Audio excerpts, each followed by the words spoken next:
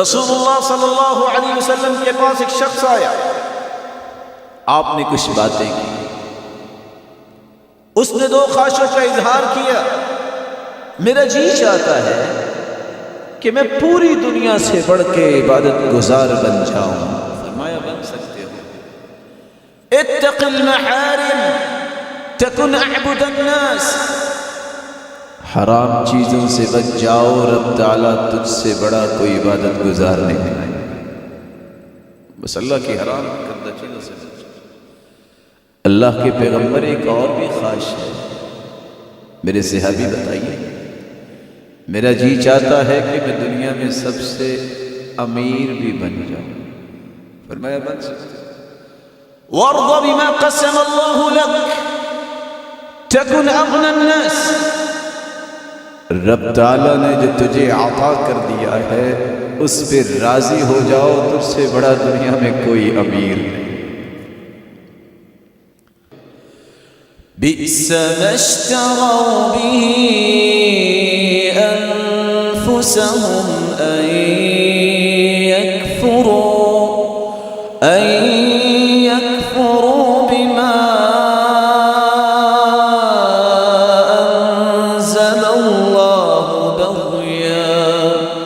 بغيا أن ينزل الله من فضله على من يشاء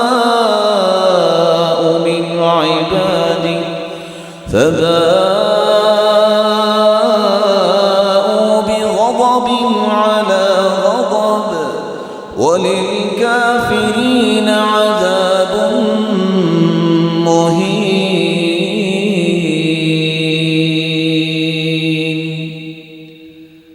کچھ لوگوں نے اپنی جان پہ ظلم کیا ہے، انہوں نے رب تعالیٰ کے فیصلوں کو ٹھکرا دیا ہے۔ کیوں ٹھکرا دیا ہے؟ باغیانہ ذہن، ایسا کیوں نہیں ہوا؟ تم ہو کون ہو یہ کہنے والے؟ ایسا کیوں نہیں ہوا؟ اللہ ذوالجلال تیرے فیصلوں کا پابند ہے، تمہیں اللہ کے فیصلوں کا پابند ہونا ہے۔ بغیا ان ينزل اللہ من فضلہ علی من یشاء من عبادہ، وہ جس کو چاہے پیغمبر اس نے بنایا، جس کو چاہے فضل سے نوازے، جس کو چاہے جو مرضی نعمت عطا کرے۔ تم کون ہو؟ تیرے مشورے کی ضرورت تو نہیں ہے رب تعالیٰ کو، وہ فعال لما یرید ہے، جو چاہتا ہے کرتا ہے۔ لا يسأل عما يفعل وهم يسألون، جو وہ کرتا ہے دنیا کی کوئی طاقت نہیں ہے کہ اس کو سوال کر سکے کہ یہ کیوں ہوا ہے۔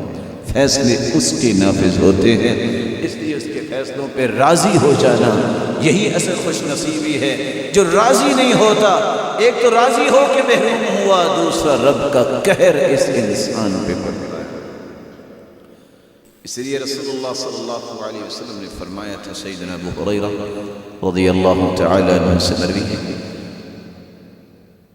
من اراد ان يعلم ما له عند اللہ فَلْيَنْظُرْ مَا لِلَّهِ عِنْدَهُ، جو شخص جاننا چاہتا ہے کہ اس کا رب کے ہاں مقام کتنا ہے، اپنے دل سے ہی پوچھ لے کہ اللہ کے فیصلوں پہ یہ دل راضی کتنا ہے۔ جتنا یہ دل راضی ہے اتنا ہی اس کا مقام اللہ کے ہاں۔